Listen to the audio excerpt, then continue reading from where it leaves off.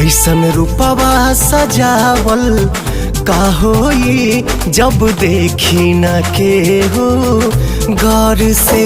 ऐसन रूपवा सजावल का होई जब देखी न के हो गौर से।